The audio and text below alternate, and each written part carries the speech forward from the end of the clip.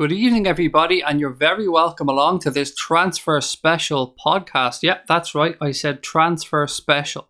Because just as we were about to come on air and record the Cop Council podcast, we've seen a bit of breaking news. And Tom, we do love a bit of breaking news, buddy, don't we?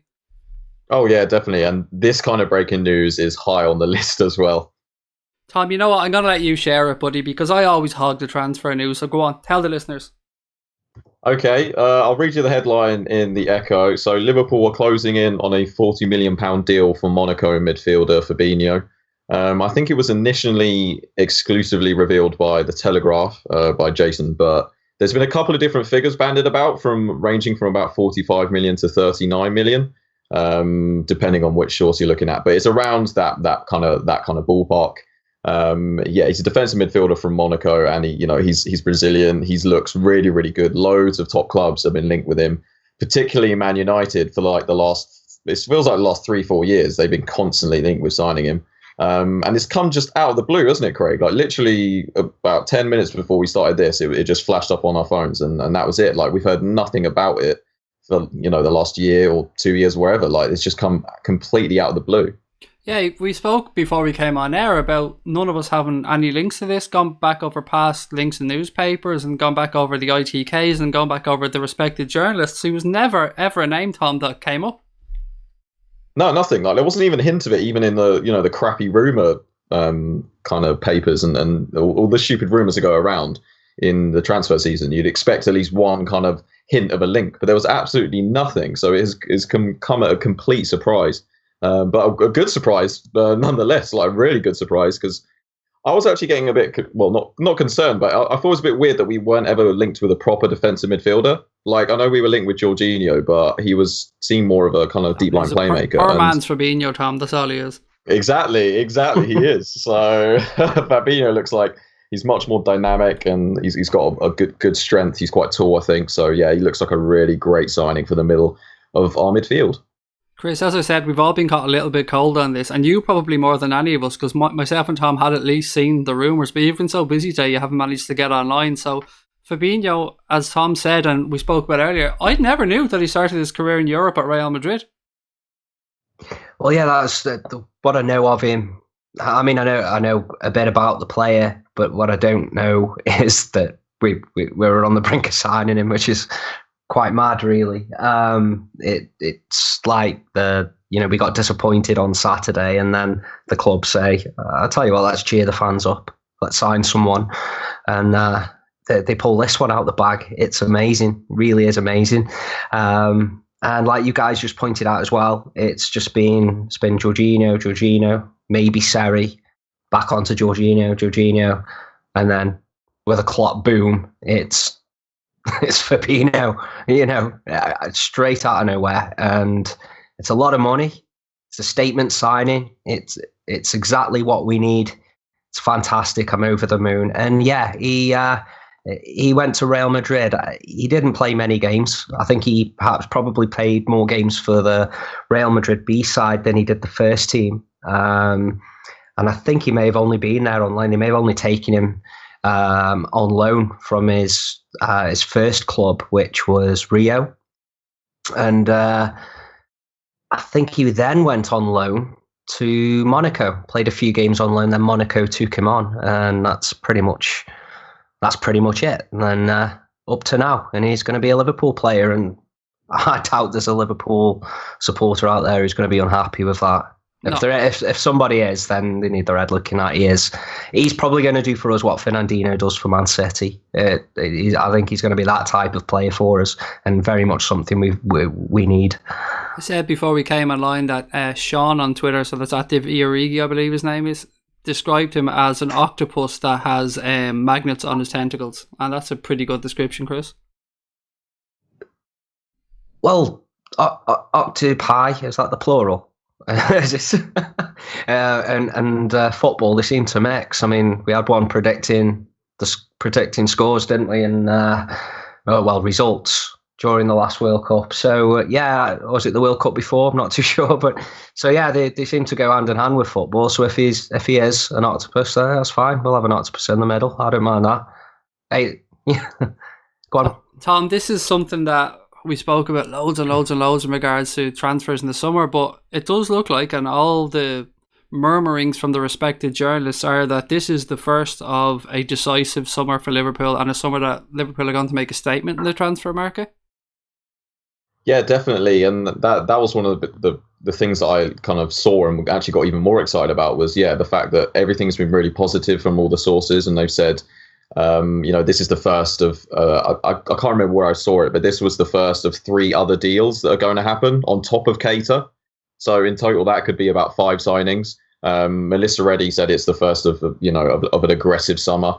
I think is what she said. So yeah, having that kind of rhetoric in these articles that are coming from really credible sources is only really positive for what looks like it's going to be a very busy transfer window for us. And if we can sign the players of Fabinho's quality, like I said, we already got Keita coming in. Fekir has been strongly linked. I know he distanced himself, but that one still looks odds on. I'd still put money on that one happening. He scored tonight as well, apparently. So his price may go up a little bit. My native country, and I have to say, I was saying to Chris as well before we came on, it was really like a Karius fuck up goal. It was a strike from distance straight at the keeper, and the keeper made an absolute mess of it. Like I said, it can happen to any goalkeeper. I hate how we're already calling it a Karius fuck up goal now. It's already started. He's pulled a Karius. Oh God, yeah. I apologise for that. I probably shouldn't have gone that far, but it's still fresh. It's still raw. Well, if you don't laugh about it, you'll cry. That's the way I look at it. I've done that, buddy. Done the crying. I tell you what, you talk about aggressive. I mean, we have already strengthened the midfield quite considerably just with Keita. So we're now looking at adding Fabinho into the mix. And I don't care what anyone says, the midfielders we've got right now are very good anyway. I don't particularly see us signing anybody else for that, to play in that midfield 3. Obviously, Chan's going, but we've got Oxlade-Chamberlain still. There may be a little bit of a question mark over Lallana, although Klopp does seem to like him. Henderson is certainly not a bad player. Gini has come into his own playing in the central midfield of late, and Milner was offered another deal. So we've definitely got numbers and a lot of quality in there now for next season. It's literally just been confirmed. Fully confirmed. So that's it. Well, that's it. Now this is brilliant. I love this stuff. Holding the kit.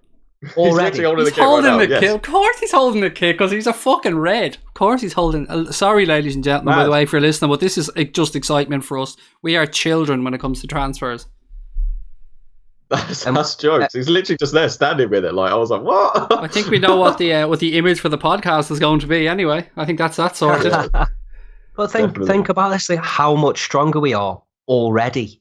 Hang on, Chris. Before we go into that, we have to just confirm one thing here. We have to wind up the stick for Manchester United at this point. You know what I mean? Like, we have to stick the knife in a little bit more. I believe Mark Goldbridge had something to say on Twitter, didn't he? Open his big Manchester United mouth again. Yeah, he did. He loves to comment on Liverpool stuff that isn't even involving his own club. But it's lovely to see him fume. So what he said was, if Liverpool get Fabinho, then Mourinho is losing it. His agent is Jose's. Now, I think that's in reference to, was it Mendes? I think the same agent they got is Jorge Mendes or George Mendes. Yeah, Jorge Mendes, yeah. So, even Mark Goldbridge is absolutely fuming at the fact that we've got this. So that makes it even just a little bit sweeter that we've secured his services for next season. Apparently he turned down a move to Man United last season. Do you fucking blame him, to be fair? Do you blame him? I was just about to say that link to Manchester United was very real, and he's a very good player, and I doubt Manchester United. I mean, if Manchester United are in for a player, other top clubs are going to be in for a player too. They do sign sort of top players, don't they? You can't ignore that. It's what they do with them that's the problem. It just goes to show the pull Liverpool have got. He hasn't looked at us losing that Champions League final and thought, nah, jib that, I'm not interested. He wants to be part of what he's seen this season, clearly. That, and anybody else we're interested in, clearly, I say clearly, you would hope and certainly think that they would have the same mindset and want to be a part of. And I think we now know why Klopp was up till 6 a.m. singing and dancing with the fans now, don't we? We knew what was happening today. Apart from the fact he's a goddamn legend. Yeah. Can I just say as well? So I reckon spare a thought for the people at the club when they saw that this had been confirmed by the Telegraph. Someone at the club saw that and went, "Oh shit, we better announce this now. We better send it out tonight." Like, there must have been people absolutely shitting themselves getting this all out as quickly as possible. That's hilarious. so proud of the club for the way that they've just calmed all the leaks. Like, remember under Brendan Rodgers, they couldn't move for it being announced on Twitter, and it's brilliant, Chris, to see signings like this. There's nothing nicer than a surprise like this when it comes to signings. I mean, the night we signed Van Dijk, I speak about it all the time, but sitting in my sitting room, then I look and he's holding a fucking jersey out of nowhere.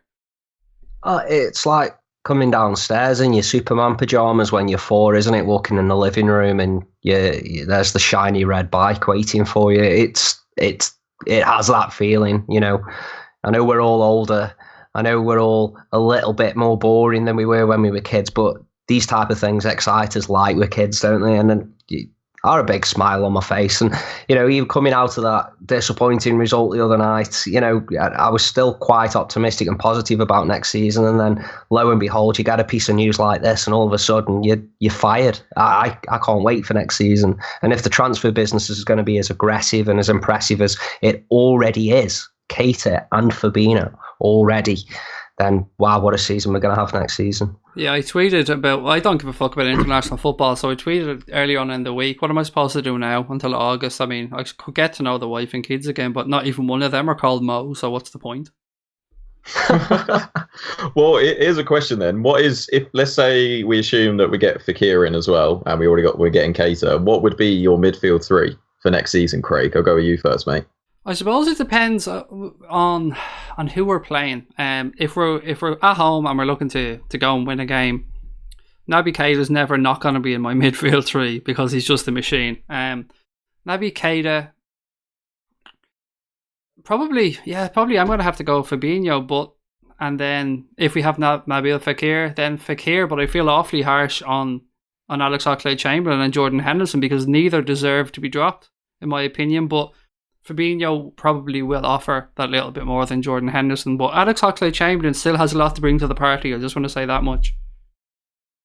Yeah. I mean, we've got to get some squad depth as well, and you know they're not all going to be fit and firing at the same time. And yeah, we're going to be trying to go for 2 big competitions next season, so we're definitely going to need the depth. But I'd probably agree with that midfield as well because I can't see Klopp bringing in these players and not playing them all for like 40, 50 million. You're not bringing in players for that money and then not playing them. And that also begs the question of who the captain would be. But I don't know, what would your midfield 3 be, Chris? It really is a tough one. I think along the lines of what Craig said, you're looking at different lineups for different opposition. Not diversifying too much though, because I don't know whether it's just because of what Klopp's had available most of the time, or it's just this mindset not to change things too much. We just sort of have a variation, don't we, of plan A, or different variations of plan A. You know, and you know the front 3 is going to be the front 3 that we've seen all season. That's not going to change. And it's whether Fekir would be bought to play as a player who's rotated into that front 3, or as part of a midfield 3. I think it's the former.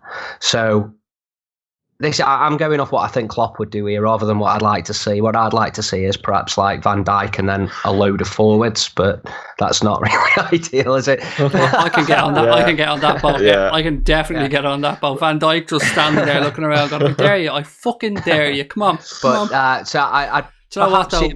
I wouldn't mind Lovren there beside him after the performance against Real Madrid. Then you'd still be leaving out Robertson and Trent, so this doesn't work because we like our defenders now. We actually have like a half-decent defence.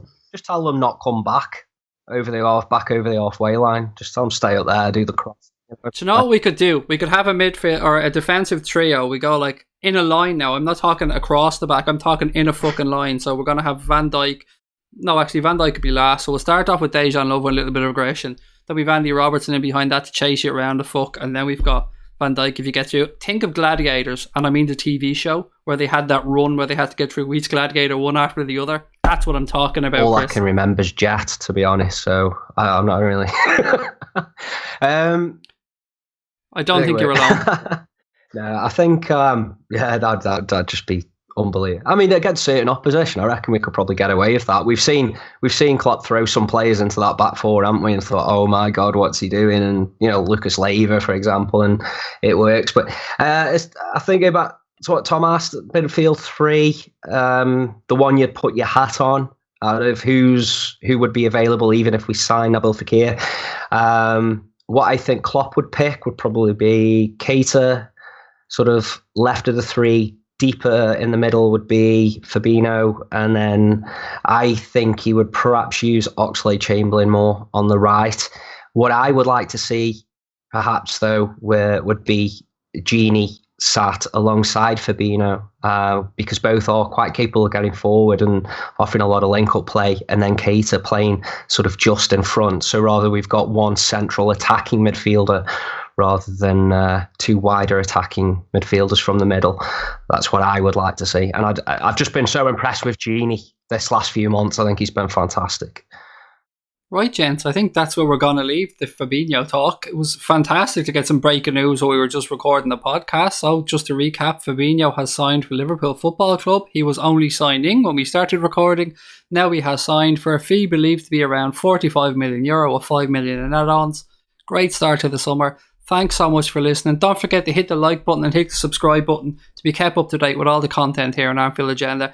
I've been Craig. Thank you so much for Chris and to Tom for joining me. We'll talk to you next time. Up the Reds.